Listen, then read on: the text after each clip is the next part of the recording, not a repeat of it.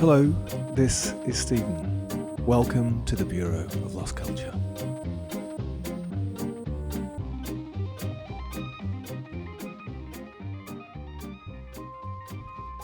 Now, we've covered all sorts of subjects in our search for counterculture on this show. Music, clothes, books, drugs, lifestyles, love, death, protest, dreams, food, even archaeology. But in this episode, we're turning inwards to the subject of the mind, to the subject of madness. But before that, thanks to Ronnie again, to Will, Cecilia and Babs for their support, suggestions and tips. Keep them coming, we love it. You can join them, bureauoflostculture.com. Now, before David Bowie died, he compiled a list of his 100 favourite, or perhaps most influential books, and one of them was a book written around 1962 called The Divided Self. We're going to hear more about Bowie and probably why he chose it later. But The Divided Self and the books that followed it are perhaps rather forgotten now, like their author, the psychiatrist R.D.LAING. But in the 60s, they became hugely popular, propelling Laing from relative obscurity in the medical and psychiatric worlds to the forefront of the countercultural stage. He grew his hair, he wore beads, he took acid, he toured America speaking to large audiences. A bit like Jordan Peterson now, minus the acid and the beads. And he was asked to pronounce on all sorts of matters far beyond the subject of madness. For a while, he became a sort of guru before he disappeared into his own shadow. And for 5 years in the 60s, he was the initiator of an extraordinary, radical and controversial psychiatric experiment here in London, in the East End. We're going to hear something about that, and a lot more about the book, The Divided Self, from my guest today, the neuro-psychiatrist Anthony David. He wrote the introduction to the latest edition of The Divided Self, and he's come into the Soho studios to talk about R.D.LAING and about his own work and his own book, Into the Abyss. Welcome to the Bureau of Lost Culture, Anthony. Hi, thanks very much for inviting me. How are you? I'm very well. Please call me Tony. Tony, okay, right, Tony, yeah. Rather than me having a go at your bio, why don't you tell us, first of all, who you are? Sure. Okay, well, I'm Tony David. I'm the director of the Institute of Mental Health at University College London. I'm a neuropsychiatrist and I work at the National Hospital for Neurology, Queen Square. I qualified in medicine in Glasgow University, worked in various medical specialties and then came down to the Maudsley Hospital, which is in South London, and did my training there. Ended up spending a lot of time there until very recently moved up to UCL. And what is a neuropsychiatrist? So we're interested in the sort of interface between neurology and psychiatry. So it's people who have neurological disorders or conditions or brain disease or damage, and then they have psychiatric mental health problems as a consequence of that. So it's taking a kind of biological brain-based view of mental illness. But of course, a lot of people think they have a brain disorder and they actually don't. So that's another group of people that we see and can be very interesting. We're going to come back to this towards the end of our conversation, which is your book, Into the Abyss, which is a wonderful, moving, at times funny, at times fearful book, which has got, some of the case studies of people that you've worked with and some of your thoughts on that. I just thought I'd read this little bit. It says, "We cannot know how to fix a problem until we understand its causes, but even for some of the most common mental health problems, specialists argue whether the answers lie in person's biology, their psychology, or their circumstances," by which I think you mean their life, right? Correct. And you're actually at that kind of very interesting intersection of those three. Yeah, I think people can't be understood unless you take all of those elements, what we call biopsychosocial. It's a bit of a mouthful. But that's really the truth of it. And it's at the intersection of all of that we can start to understand why we are who we are. See, Patrick believes he's dead. Jennifer's schizophrenia medication helped with her voices, but did it cause Parkinson's? Emma's in a coma. or is she just refusing to respond? So there's some of your many case studies down the years. Into the Abyss, which is, by the way, a very, very readable book. So I recommend Thank that. you. But Tony, just to come back to the subject of this conversation, so I got in contact and asked you if you'd come and talk about R.D.LAING. And I was fascinated, and I've been fascinated with him for a long time, because he was this countercultural figure. He was a psychiatrist like you got quite parallel lives. Started in Glasgow, came out to London, did the medical training, did all that stuff, and then evolved into a guru-like figure, right? Controversial, super controversial, perhaps somewhat forgotten now by the culture, maybe not by the psychiatric profession, I don't know, but he became very famous. His books sold millions of copies, which is strange because they're quite difficult to read.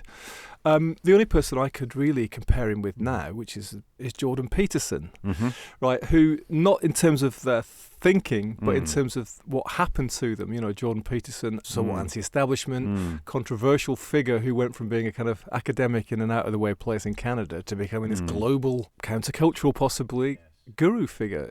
That's what happened to Laing, isn't it? And isn't it strange? Yeah, I mean, it was very unpredicted. And as I said in that introduction, when you start reading the book, The Divided Self, it's very technical, especially the early chapters, a lot of existential philosophy. And you think, how can this be a counterculture book that students walked around with it in their pockets and sort of maybe pretended they were reading it? It's quite a journey. I mean, obviously, it struck a chord with people beyond psychiatry and mental health. And I think that's really what was its appeal. He was someone who felt he could know you. He knew you from the inside in a way that no one else did or could. And I think that was the key. And his idea that you could have this false self that only you knew about. The trouble was, it was in conflict with the self that you presented to other people, that other people demanded of you. And sometimes that tension just literally led to a break. So I think a lot of people could identify with that, even if they didn't have the severe mental health problems that people with psychosis and schizophrenia do show. So I think we're all probably familiar with the idea of having kind of multiple selves, aren't we? You know, how I am at home, how you are at home, maybe with your family, is very different probably than how you are in professionally. So we're kind of used to that, and we kind of hold those different selves in balance somehow, don't we? Yes. But he talks about this the kind of false self, which we're sort of hiding somewhat. Yes. If the sort of difference between that and our kind of public self becomes too extreme, this split occurs, hence the divide, yes. right? Yes, and not just the public self, which, as you say, is quite an obvious idea, that it's something a bit deeper, that it's about how you are with your family and how you've been brought up, not just to be, but to actually think. So his idea was that it wasn't just about superficialities. It went to the heart of who you were in a way that was really could be very destructive. That was his theory anyway. You know, this was the 60s and people were beginning to break away from the sort of austerity of the 50s, and you had the psychedelic era. So it did tap into that zeitgeist. You know, he was a very studious, quite intellectual young man, perhaps troubled, perhaps a little bit fraught himself, finding himself in the limelight. And I think that does strange things to you. As suddenly people are hanging on to your every word. They want you to come and talk at their conferences and hang out. And it can slightly go to your head. Yeah, I mean, you can get quite inflated, right? Yeah. Image of him as this 28, 30-year-old when he wrote The Divided Self, which is pretty amazing to write a book like that at that age. Roll on 10 years or so, he's got long hair, beads, sitting cross-legged on a stage, talking to a kind of a rather worshipping audience, right, of not psychiatrists or medical people at all, right? I think that's what happened. When you're criticizing the family or the society, people are going to ask you, well, okay, what are we going to do instead? He probably hadn't thought that through quite so much, but offered to him was this idea that perhaps the philosophy of the East was something that might be healthier. It didn't put the emphasis on the individual or the family, and that all was wrapped up with, you know, that era and with drug taking and so on. So I think he found himself being drawn to that because he was having to come up with an alternative. On the fly, as it were. Yeah, on the fly, exactly. So I've got this theory which I wanted to float past you. It starts in the divided self and it becomes a repeated kind of mantra in a way for him. Insanity is a rational response to an insane world. And I wondered whether in the 60s, when people were taking a lot of LSD in particular, and it was having very radical effects on them, and, you know, I'm going to confess here from my own sort of psychedelic use, what that opened up for me was a kind of vision that actually the reality, let's call it that we kind of operate in is one version of reality, a metaphor if you like. I think a lot of people got opened up to that, and also, as you mentioned then, there was this 1950s vision of society which our parents and the government are putting forward is a kind of construct, right? He was kind of coming out and saying, yeah, absolutely, you're right. That's got a psychological basis. The society around us is this thing that we've constructed. Could that be it? That's why he tapped into something that people were experiencing, probably through psychedelic drug use. I think it's very closely connected. I mean, but there's an evolution of the thinking there. First of all, it was not only is this sort of post-war austerity, stifling, and lacking in creativity. His first departure was it could actually be very damaging to your health. It could really stretch and damage your mind. But then, as I was saying, it led to this idea, well, what's the alternative? So I think at that point he was still saying we can look for the causes of this damage or distress and see it as an illness.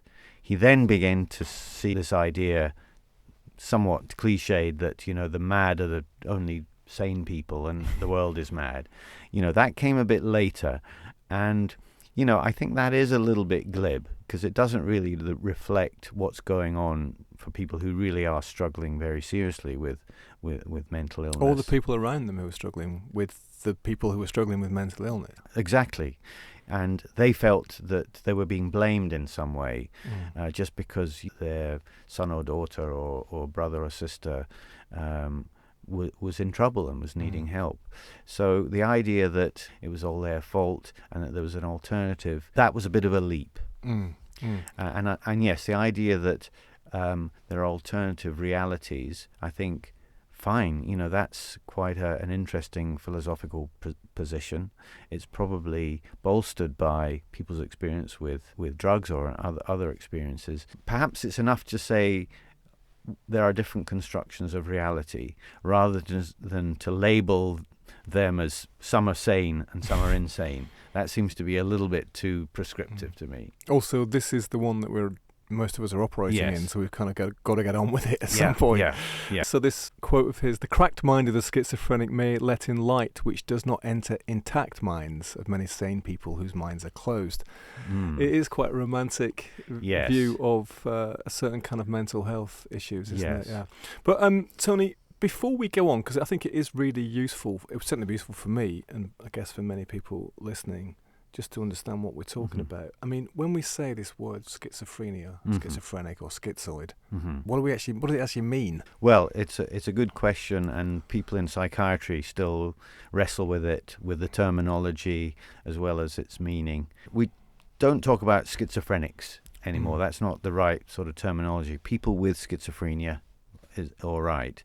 And then there's the idea that there's a spectrum between a person who's, you know, very unwell and characterized by having hallucinations, often auditory hallucinations, hearing voices, for example, having delusions, you know, not just feeling slightly under threat by people, but paranoid to an extent that's way beyond normal or common understanding. And they're not just ideas that come and go there, and the person's life becomes dominated by that. That's really schizophrenia. But there is a spectrum where people sometimes will hear voices or have other hallucinatory experiences, not necessarily drug-induced, but it doesn't sort of take root. There are people who might seem a little bit odd, have ideas that we don't necessarily agree with, of ways of thinking that are a little bit outside the norm. And sometimes we call that schizoid or schizotypal. And I think there you might find that you've got this balance between seeing the world in a different and perhaps creative way, and yet not leaving the shores of sanity so much that you can't really do anything with it. So I think the romanticism comes in where you take the kind of extreme form and think that that's in any way good or positive, because it really probably isn't. So another one of his quotes, again on the slightly romantic side, he said, "Madness need not be all breakdown, it may also be breakthrough. It's potential liberation and renewal, as well as enslavement and existential death." And then small wonder that the list of artists in, say, the last 150 years have become shipwrecked is very long. So he's making a connection there between sort of the creative mind as well. Didn't he also talk about the fact that, as you just said then, it's a matter of degree, that maybe all of us have actually had moments of paranoia and possibly hallucinations, but where we've felt pretty close to the edge. It's not that there's a kind of doorway which you go through and on the other side is madness. No, it's definitely a journey or a slope, whichever way you want to put it. The idea that an illness is somehow a rebirthing, I feel that's taking it too far. But on the other hand, people who've had, let's say, a mental breakdown, it's very important for that person to make sense of it in some way, and for their loved ones, friends, as well as doctors, therapists. That's a very worthwhile endeavor, rather than just seeing it just like a broken leg that has to heal. Well, our minds aren't like broken bones. We have to try and make some personal sense of it. Whether the journey was worth it, a lot of people who have suffered in that way would probably say no. But there is a certain journey element. Also, I would say that medication or other treatment is probably necessary to help the person put those pieces back. And it doesn't preclude it becoming something of a spiritual or learning, growing journey. There, the physical illness analogy is right. You're not going to get over the fever without a bit of antibiotic. Again, that's one of your subjects, isn't it, as well? The causes can be multiple and varied and maybe even mysterious. Yes. Right, so that the treatment itself needs to be multiple and varied. Exactly. Possibly even mysterious. For artists, in terms of what Laing was talking about there, the kind of archetypal or the iconic person would be somebody like Van Gogh, right, where their actual work is extraordinary and probably couldn't be separated from their experience, however difficult and strange that was. But of course it ends in tragedy. Yes. I mean, I'm not really an art or historian expert, but I've read accounts that show that when he was very unwell mentally, he wasn't very creative. He didn't really do much. I mean, we see famous pictures of him in the asylum, and he paints his sort of carers and his room, because he spent a lot of time there, and it was often when he was recovering he'd pick up his paints again, and that's what he had in front of him. So again, I think the actual process of creativity is not really helped by mental illness. On the other hand, if we take a step back, someone like Van Gogh obviously was capable of seeing the world in a unique way. So part of his personality, part of his vulnerability to mental illness, I put it like that, part of that was also a germ of his creativity. You mentioned then drugs and various other treatments. So one thing which it seems that Laing was challenging, which probably made him popular, even if people didn't actually read the book, but they'd heard about it, was that he was challenging the sort of orthodoxy, right? He became associated with this so-called anti-psychiatric movement, which is something which sounds a bit countercultural, doesn't it? And this book comes out and it changes things for him. But what I liked about it, and I think what actually connects it with your book in a way, is that it's saying these people, it's not like a broken leg, and they're not kind of damaged organisms. there's a different way to treat them. Mm-hmm. So maybe you could talk about that, the sort of the psychiatry that he was railing against, and the sort of a bit more compassionate, humanistic sort of move that he was trying to promote. I think that's his real legacy, and that's why we should remember him. He did introduce that sort of humanity and compassion into mental health care, which at that time was very regimented, anonymous. You know, the idea of institutionalization was also came through again round about that same time. So there was a head of steam. So we can't really attribute all the change to Laing and his followers. Something was changing already, and the way we look at mental health and mental illness and the way we care for people was becoming more humane, and he speeded up that process undoubtedly. But at that point, he wasn't about throwing it out completely. And the idea of an anti-psychiatry movement, he didn't identify with that. He wasn't for that. He was for a kind of psychiatry in which asylum, in the pure sense, was at the core. You know, somewhere where you could be, where you could feel safe and protected. He was all for that. He wasn't about, let's just raise these places to the ground, pretend it doesn't happen. So even within the countercultural movement, there was some tensions and split. So I think that early period was his most interesting and productive. He then kind of, as we were saying, got perhaps seduced by talking about much wider issues, and he kind of lost his roots in mental health and was talking about society and religion, etc. Fine, it was often quite interesting, but it didn't have the same seriousness, I don't think. You know, across the pond, the other sort of text from around about the same time, which did the work too, although it's a work of fiction, of course, is One Flew Over the Cuckoo's Nest, which is Ken Kesey's novel, right? Yeah. Which was sort of showing it from the inside, from the kind of, inverted commas, patient's point of view, right? And of course the film that followed, which kind of made a lot of people angry about what had been going on, because I guess, I don't know this, but in those treatments that were going on in the 50s, they were quite brutal, weren't there? Some of them, the electroshock therapy and, you know, the heavy medication which was just coming in from the big pharma and stuff like that. The way it's depicted in One Flew Over the Cuckoo's Nest is horrific. And cinema always depicts asylums and mental and electroshock. They never really show you just taking your medication and feeling a little bit better, because that doesn't really make sell seats. Yeah, it's not going to pack them in, is it? I still think there is a role for ECT therapy, but it's given under an anesthetic. It's not widely used. It's used mostly for people with very, very severe depression rather than for schizophrenia.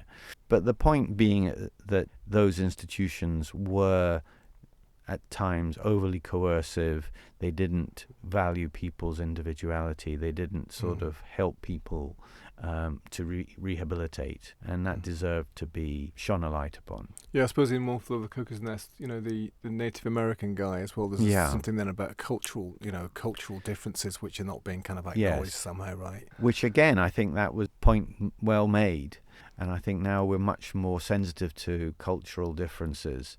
But on the other hand, as you say, there's a romanticism about it as well. This quotes noble savage kind of idea was being played with a little bit there. In The Divided Self, a quote from Laing, he says, a little girl of 17 in a mental hospital told me she was terrified because the atom bomb was inside her. That's a delusion. Yeah.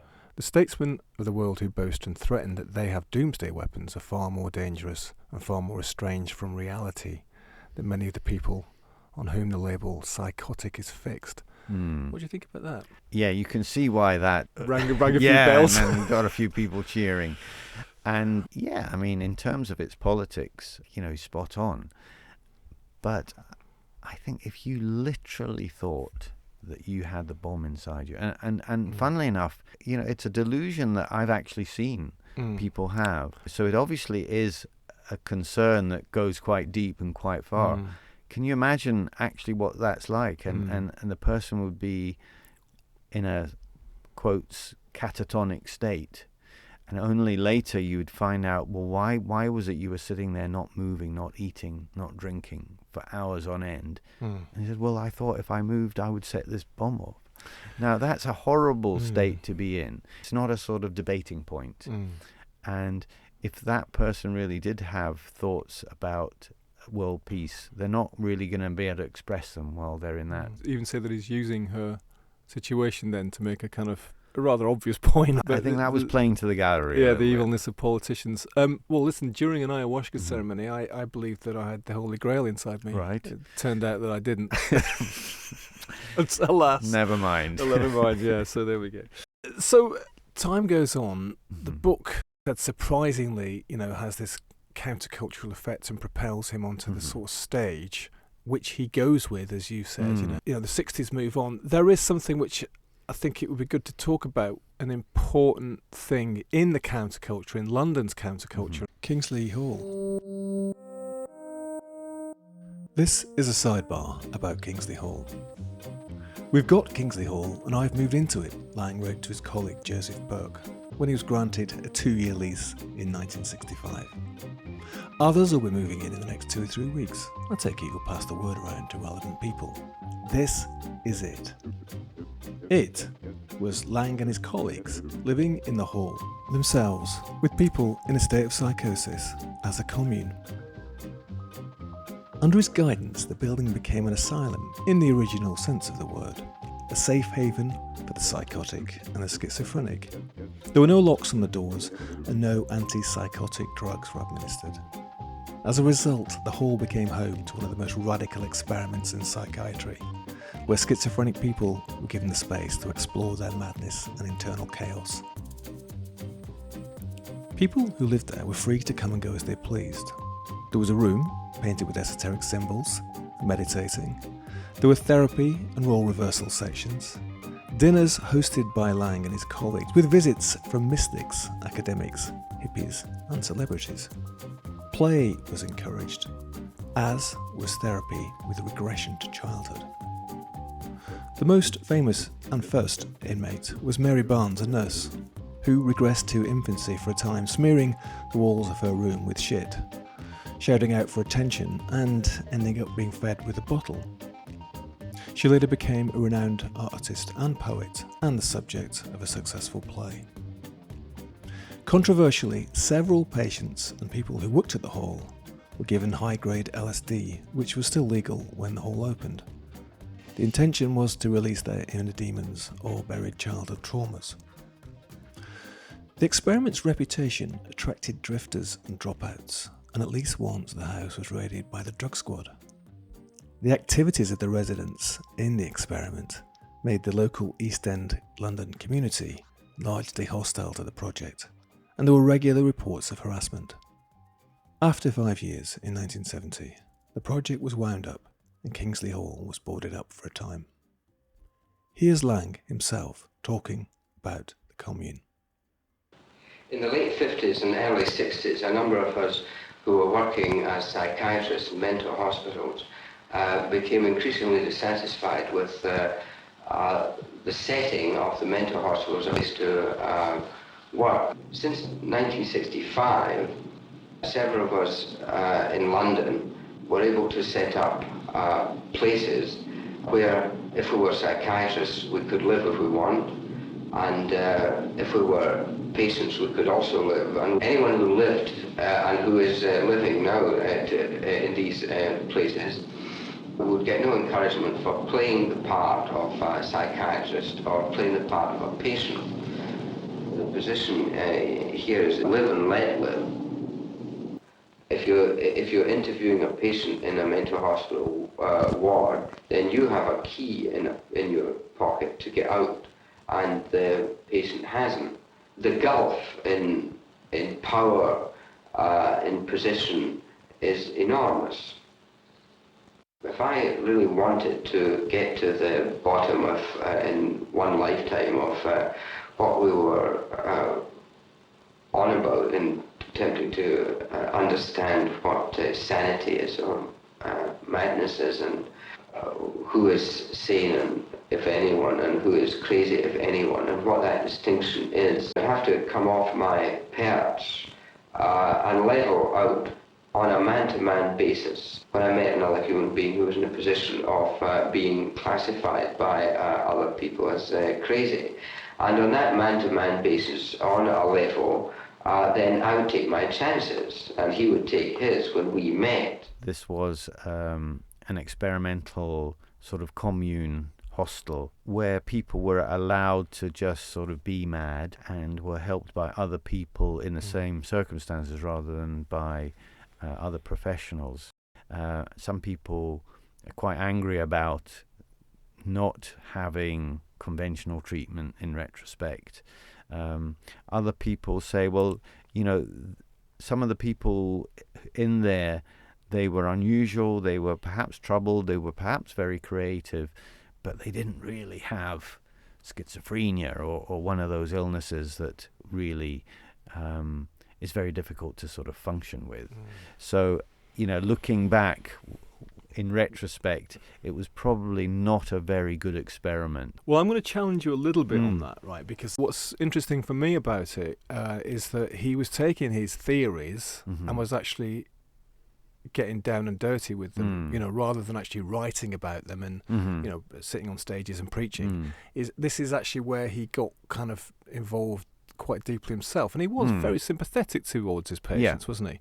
So he lives there himself with some of his colleagues, more controversial colleagues, and various other people, artists, and it did become a kind of place, you know, where there's hippies that sort of turn up and live there for all. There were kind of no rules. It was a commune, right, in this kind of proper 60s sense. But the various people who had mental health issues were there too. And very controversially, of course, is that he's got Sandoz grade LSD there in the fridge, which is available to anybody who wants to take it, including the people who've got mental health problems. And a lot of them do. And then they live in this kind of, you know, there's no patients, there's no professionals, we're living together sort of thing. And he tries to get, in a kind of gonzo immersive way, to test out his theories by actually living and relating to the reality that these people are experiencing. The reason I said I'm challenging is that because I've actually read a lot of very positive from ex-residents about it. Not all, absolutely, and you know, some just describing it. Well, this is what happened to me. They're not lionizing him necessarily. And as you say, when he kind of, I think his relationship broke up when he was there, didn't he? And after 5 years of it, or whatever it was, he was like, I'm done. And when he moved out, it kind of fell apart, sort of thing. But to me, it seemed like a very brave, bold experiment to take, rash and possibly risky, right? And it was in the 60s. It was a time when those kind of norms were being challenged. Thought there was something rather noble about that. Also, something that's completely inconceivable now. Right. I take your point that he got in there as well. He rolled his sleeves up. He lived it as well, and that was brave and that was laudable. As you say, it was risky, and you're risking other people's health, and I think you're risking other people who are vulnerable. So it's all right about making a decision for yourself, but other people might not have your robustness. So I think it's too risky. There are people who think that psychedelic drugs remain a really important avenue in mental health and in our own, you know, if you like, spirituality or identity. And they would probably say it kept back the field from progressing because of that slightly risky approach, uncontrolled approach that was taken then. It set them back decades, and only now we're doing the evaluations in a more proper, controlled way. I'm an academic as well as a clinician, so I approach this as I would a piece of research where I want everything to be controlled. I want to know that something is working or not working. I don't want to just think, well, it seemed to work for me. You know, that's just not good enough. So I don't know what the academic analysis of Kingsley Hall is. Maybe I don't know if there's even been one. And I take that point about risking other people's health. Although people were there voluntarily and the doors were open, you could leave any time you wanted to. And of course, maybe what the point he would make is that Yeah, but psychiatrists have been risking other people's health for years by keeping them behind a locked door and plying them with various treatments which we've decided are good for them. Again, it's a fair point, but that, two wrongs don't make a right, as they say. Psychiatrists shouldn't have inflicted supposed cures on people without properly evaluating them. But similarly, using very powerful mind-altering drugs or putting them in situations where they're very exposed without really being sure what that's going to do isn't right either. And let's not overemphasise the acid part of it. That was part of it, but it wasn't like, okay, it's 5 o'clock, everybody, pass it round and get it down. I mean, the other parts of it which I thought were really interesting was this psychodynamic thing of art was an important thing, play was an important thing. Yeah. There is this story about Laing, and I don't know whether it actually is apocryphal or not, but there was one particular woman there who was, I suppose, in some sort of psychotic state, who was sort of sitting there naked and rocking back and forth. He takes his clothes off, sits next to her, rocks back and forth, and after a certain amount of time she starts to talk to him. That side of what he did, being prepared to go with that, and being okay, I mean, you must have had it too in your practice, being okay with being with quite difficult people, that takes a bit of guts, doesn't it? And a bit of patience. I mean, I think that was his strength and uniqueness, that he was able to sort of cast aside his own inhibitions in a way to try and reach people, to make contact. And I think he probably had an extraordinary gift for doing that. So I think the idea of using art to try and understand yourself and the world, the idea of asylum, needing a break from other things, other people, going at your own pace, all of those things I think are now commonplace in therapeutic environments.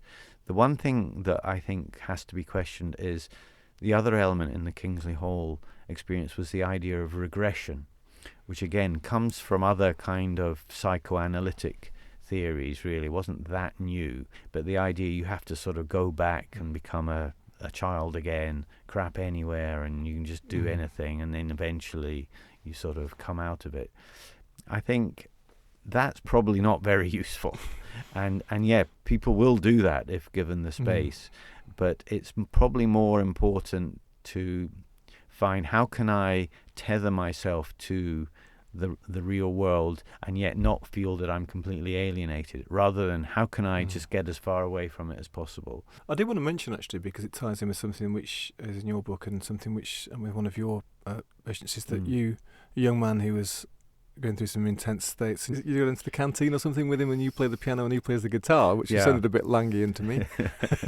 He sort of started to get on a bit better, didn't he, as a consequence of you actually getting him out of the ward, as it were, and just playing music with him, right? Yeah, I mean, there was an old beat-up old grand piano in one of the lecture halls attached to the hospital, and this was a patient who was very restricted because had been quite aggressive and so wasn't allowed out of the ward, and so just getting his first chance to go out, I thought this would be quite a nice thing to do. And yeah, maybe I was carrying on the spirit of R.D.LAING, but it seemed quite natural and uncontrived, and I think in that it did lead to making a connection that just sitting down and saying, well, how are you feeling, wouldn't have.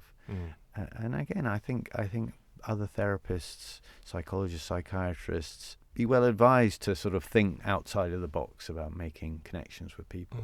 But you don't actually have to take all your clothes off and start rocking back and forward. No. Yeah.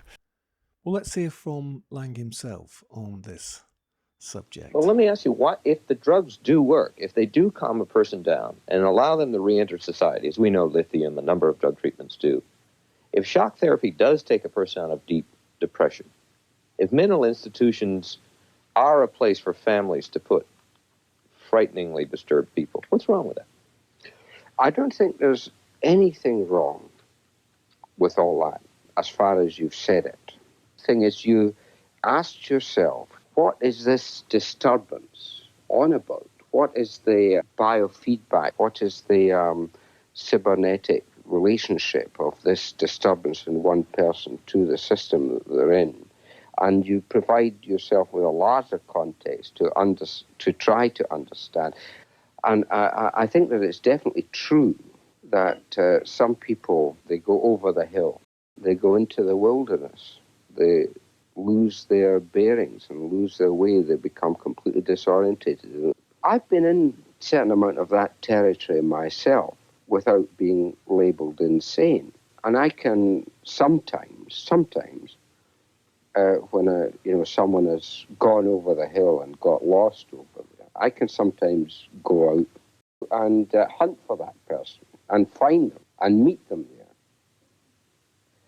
and say, do you want to come back? Moving on with him then, I mean, so he brings out these other books, Politics of Experience, Birds of Paradise. He also starts to put out these rather strange and dour books of poetry, knots and things, and he starts having a real pop at the family, doesn't he, as a sort of institution. It almost sounds like the sort of Khmer Rouge or something at one point. The family comes in for a lot of beating, doesn't it? It does. Maybe reflecting his own experiences when he was a kid, I don't know, But as you said, he's on the world stage, isn't he? He's along with Timothy Leary, and he's out there, isn't he, in America, and thousands of people coming to see him and stuff. Be interested to hear if you think of anything valuable came out of that period, which was, as you say, when he's being asked questions about life, the universe, and everything, rather than about some of his patients. It shows that he did have an amazing intellect and breadth, but in general, I don't think it was that productive. The poetry, I think it was quite interesting. It's quite nice, and people have taken it up and put it to music and made theatrical works out of it. That shows that he was a very broad and rounded person. But the kind of attacks on the family probably weren't very useful. We've talked about the whole idea that mental illness is a psychedelic journey. I think that's quite questionable. His personal life is rather odd, isn't it? Because it's a little bit like Timothy Leary and some of the other kind of countercultural figures who were preaching love, but actually in their personal life it seemed quite absent with the way that they treated their own families. Obviously been doing acid and various other things, I imagine, along the way, but alcohol becomes a bigger part of his life, doesn't it too? What do you think was going on there? Yeah, I mean, I don't know enough about it, really. I read with great interest the biography that his son Adrian wrote, which is a really nice book. And Adrian's tries to understand it, and I think is very even-handed. But yeah, I think he got into the booze in a big way, and that really was his comeuppance. In fact, it was during an interview with Anthony Clare in the psychiatrist's chair, he sort of mentions how much he's drinking, and then someone listening dobs him into the GMC and says, he's not fit to practice, which was rather harsh. And I think GMC is General Medical Council, the sort of the governing body that licenses doctors. And I think in the end, they didn't have a sufficient case against him, but by then he sort of said, all right, well, I'll give in my license. So it was a kind of a sad end. Yeah, he went through several relationships. One of his children did suffer from severe mental illness, possibly schizophrenia, which his critics and enemies used very viciously against him, rather than it just proving that none of us is immune from mental illness, that it does sometimes run in families. People need help and sympathy, as do their families. The irony of it was a rather tragic irony. Yeah, it almost had a kind of Greek tragedy, didn't it, to it? And he wasn't able to help, really, despite his kind of experience and knowledge. Yeah. But they did use that against him, didn't they? As sort of proof, as a stick to beat him with. It's quite interesting as well, because a few years ago now, David Bowie published a list of his 100 favourite books. And one of them, of course, is The Divided Self. Yeah. And which is a strange one. You think, well, why is Bowie reading that? And of course, David Bowie's older brother, Terry, was a schizophrenic, wasn't he? Yes. And actually ended up committing suicide. And Bowie himself was very worried because of this possible hereditary link, right? I think he was a half-brother. Half-brother, that's it. And he suffers from schizophrenia and took his own life. It must have played on his mind, but of course Bowie was such an amazing artist. Whether it was due to that, probably not. He was interested in the bounds of sanity and insanity, and obviously used that in a very creative way and pushed himself against those boundaries with and without drugs. So I think he's an example of an artist who also showed no fear, but maybe because he knew what happens when it goes too far, or maybe he just had the sort of strength of personality to withstand it, that he remained with his feet on the ground. He remained such a productive artist throughout his life. You know, he was able to pull back, reflect on it, rather than be totally immersed. I mean, you could say maybe it's being a bit romantic and over the top, but he did sort of act out his own divided selves, didn't he? Like the saying, Ziggy, he money played fell to with earth. all those ideas of identity and who we really are. And if it's to be believed that perhaps he felt that he had to, as it were, kill Ziggy before it went too far. Maybe he felt that, that's not, you can't sustain that in a healthy way, that idea that you're more than one person, or you're broken rather than a split personality. Your personality is sort of fragmenting. And of course, at the end, he was David Jones, wasn't he? And David Bowie itself was one of the divided selves, as it were. Right? Yeah, layers within layers. On the music front, this is just a sort of anecdote, but it's worth dropping in there. Again, it might be a kind of apocryphal tale, but there is a story that when Syd Barrett, the original singer for Pink Floyd, went into madness, let's just call it that, inverted commas, right? The rest of the band went to see Laing, and in fact they made an appointment for Syd with Laing. Do you know that story? No, I don't. Yeah, it's, and that Laing said to them, apparently, "Are you sure it's him that's mad?" And it may be true, but it sounds a bit pat, doesn't it? It sounds a bit like the sort of thing that you think he would say. However, just creatively speaking, of course, Syd Barrett's breakdown and whatever it was that happened to him became a main part of their inspiration over the following years, didn't it? Including for their global dominating album, Dark Side of the Moon, which of course has got a track Us and Them, which is a big theme. Was it not for Laing? Yeah, definitely. Again, I don't know exactly what happened to Syd Barrett, but I believe that, he did have schizophrenia, and it was a chronic condition. Some would say it was brought on by LSD, whether he would have got unwell anyway, or maybe he wouldn't have. So I think there are some danger signs there. It is amazing how creative and original he was in the early days of the Pink Floyd. We've done a lot of formal research on people who have developed schizophrenia or other mental illness and have gone back to look at their school records and their early behavior. And similarly, there have been studies now where people have been followed up since birth, huge populations, and of course a few will end up developing mental illness. And so you can see, well, what could we have seen this coming? What was the precipitating factors? And what we find is that there are genetic factors, there are substance misuse is a factor, but usually the person is sort of beginning to find it difficult to keep up with their siblings, with their peers, long before they, as it were, break down and end up in psychiatric care. Whereas with Syd Barrett, you can see that he was absolutely at his pinnacle. He was at the top of his game. He was brilliant. And then it was a real crash.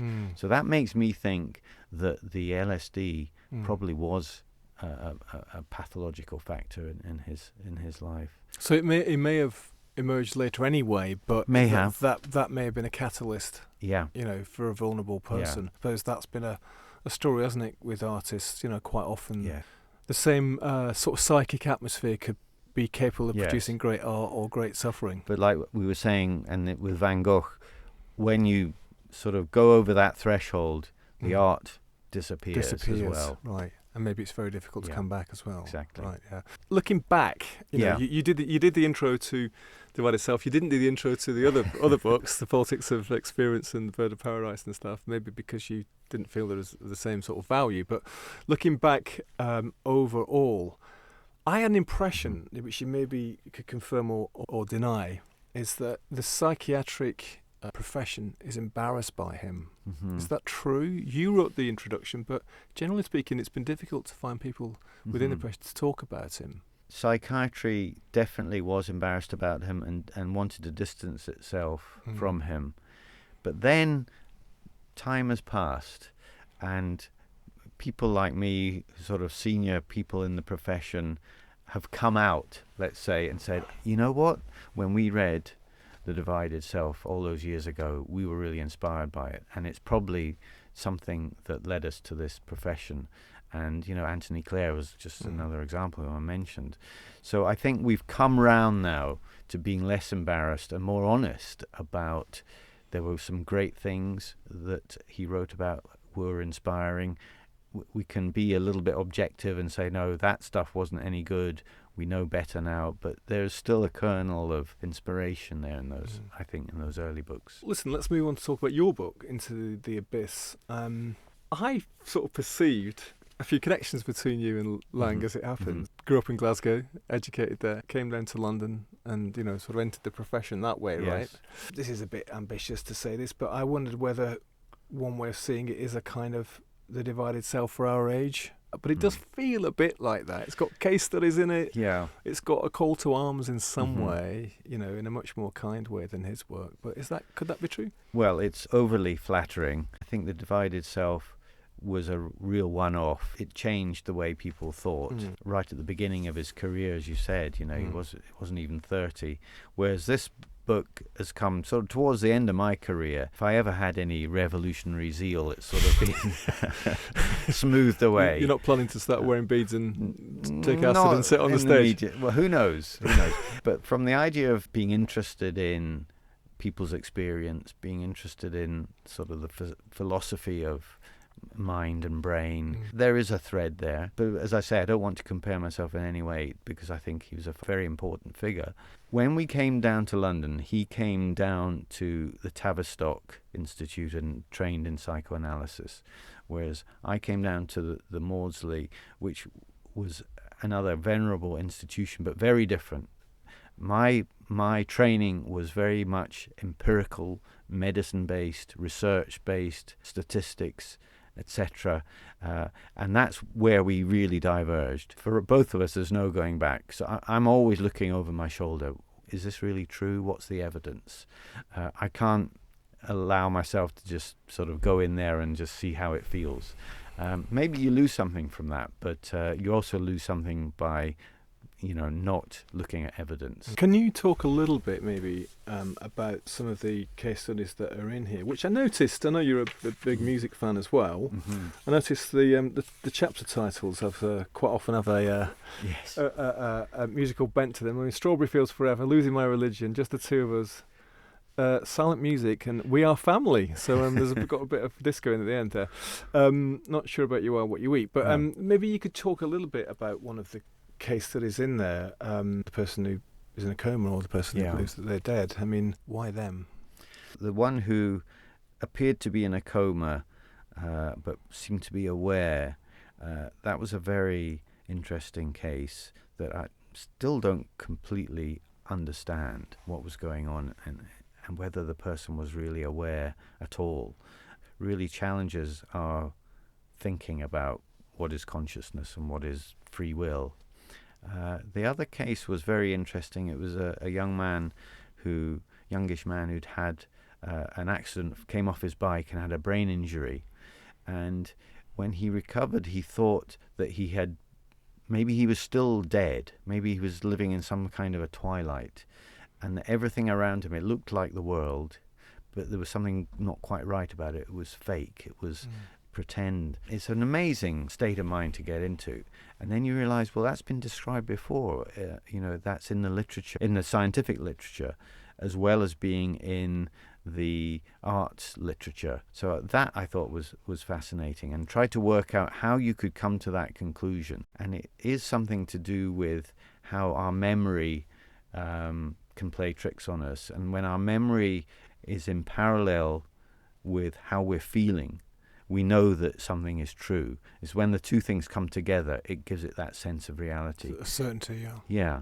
But when those two things diverge, you've got a kind of a reality that's a parallel reality. It's not really, is it really real? And that's what this guy was going through. And it was really very interesting. And we were able to try and help him put the two bits together again. What happened?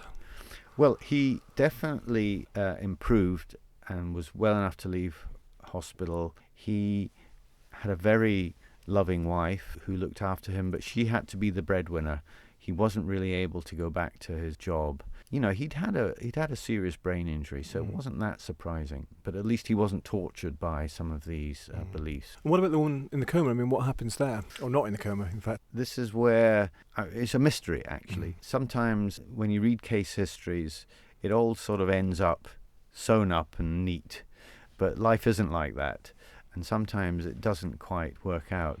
So this person did respond to ECT treatment that we were speaking about. If it had been catatonia, which is a sort of recognized psychiatric condition, that does respond to ECT. So catatonia is when somebody's apparently just asleep. Or their body is fixed, or they're not apparently paying attention to what's going on. They're in their own world, as it were. Unreachable in some Unreachable. And that's how she looked.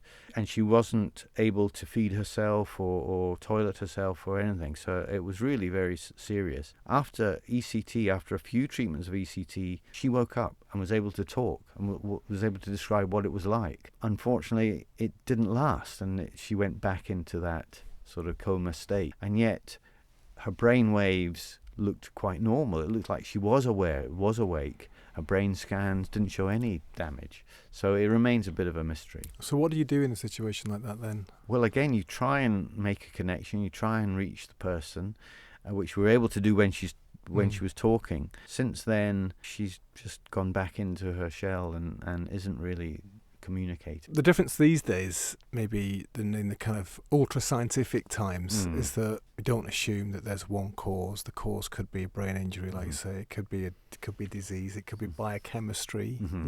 It could be something that happened to you. Some abuse when you were a child, or it could be mysterious, right? Yes. There is no actual apparent cause, and that seems to be quite a sort of big difference these days. That you would sort of see that the causes could be many and could be interacting to bring about the state that somebody's in. So I suppose the treatments could be multiple too. Does that mean in terms of mental health it gets much more difficult to get funding for it because you break a leg, you do this, it's better, off you go? You've got these patients who we don't know the cause necessarily, we don't know what the cure is and how long it's going to take. But then that's the attraction, isn't it? It's a real challenge to try and unpick what's going on. So that's what makes it so intriguing. When you do research, you tend to pick on a particular avenue. You're interested in early life experiences, or you're interested in genetics. And it is sometimes difficult to put all of those threads together. Because they each tend to sort of go off onto their own. And so that is difficult. The funding for research is, a lot of people are talking about mental health in the way they didn't before. It is up the priority. It does get the spotlight. But when you look at the amount of money that's put towards psychiatric research as opposed to other medical conditions, it's woeful. It's a tiny proportion. So it's nowhere near enough. But the treatments, the psychological treatments, the pharmacological treatments, they're getting better and better, more effective. So I think it's a very optimistic place to be. As we come to the end, you mentioned earlier that you think that the role of psychedelics in psychiatry and psychology and therapy may have been set back by Kingsley Hall and things like that, right? But they are coming back, aren't they? They are sort of, it's being reevaluated and stuff. How do you feel about that? What's your things about that? I think that's really quite exciting. Still remains controversial. Well, there's an accusation that it's being overhyped, and others are saying, no, it's okay. It maybe it's a little step forward, but it's not a revolution. But that will work itself out because we're looking at evidence, we're doing trials, we're looking at scientific inroads, and so that gives you answers. It's not just about debate. And there've been some quite well conducted clinical trials that look promising for people with depression who haven't responded to conventional antidepressants. It's a big area, and I think we need to look at new avenues. The idea, which again goes way back to the early days of psychedelia, that it's a sort of adjunct to psychological therapies, that it may not be a cure in its own right, but it opens the way for other kinds of cure. Again, I think that's a perfectly reasonable hypothesis. I don't think it's been proven yet. I like the idea that psychological and biological treatments, interventions can work together and be more than the sum of their parts. Have you had any psychedelic experiences? No, I haven't. Would you consider it? I'm a bit overcautious and inhibited. You've read too many books on the subject. No. I mean, like Laing, I'll have the odd whiskey, but that's about it for me. Well, the odd whiskey sort of, unfortunately, in his case, to me that he sort of tipped backwards into his own darkness, didn't he? I actually met Adrian Langson, and he seemed to me to be somebody who was a bit divided, let's put it that way, that he kind of sort of was a bit in awe and proud of his dad, but also was very angry with him because he wasn't a good dad, actually. Yeah. And in some ways, when it comes down to it, there is a sort of, you've got to practice what you preach, right? Yeah. I think the children of famous people is very, very difficult. It's very difficult for them. On the one hand, you're in awe of this great person that your mum or dad is, and yet you just want them to be a dad. Yeah. Well, that's what Adrian said to me. He says, you don't want to share your dad with the world. Yeah. You know, you don't want strangers coming up to you telling you what your dad was like. So, a deeply flawed man, but fascinating, Tony, would you say, Laing? And do you think his sort of legacy has contributed something which will live on, counterculturally speaking? I hope he's got a legacy on nudging the mainstream in a direction that's a bit more humane, it's a bit more compassionate. I think psychedelic medications may yet prove to have some benefit in opening the doors of perception, so to speak. Tony, thanks very much for coming to the Bureau of Lost Culture. Thank you very much, Stephen. Oh man, it's a privilege to do this. I mean, I really feel like I'm getting the education that I never had. I hope you feel so too. We live in an age, it seems to me, where it's becoming easier to talk about mental health issues, which is such a good thing. And I'm sure it's down to people like Anthony who are helping transform not just the treatments, but the conversations around these sensitive issues. There's counterculture in that, I'm sure. I mean, as Laing was pointing to, you can't separate our internal state from the state of the external culture, right?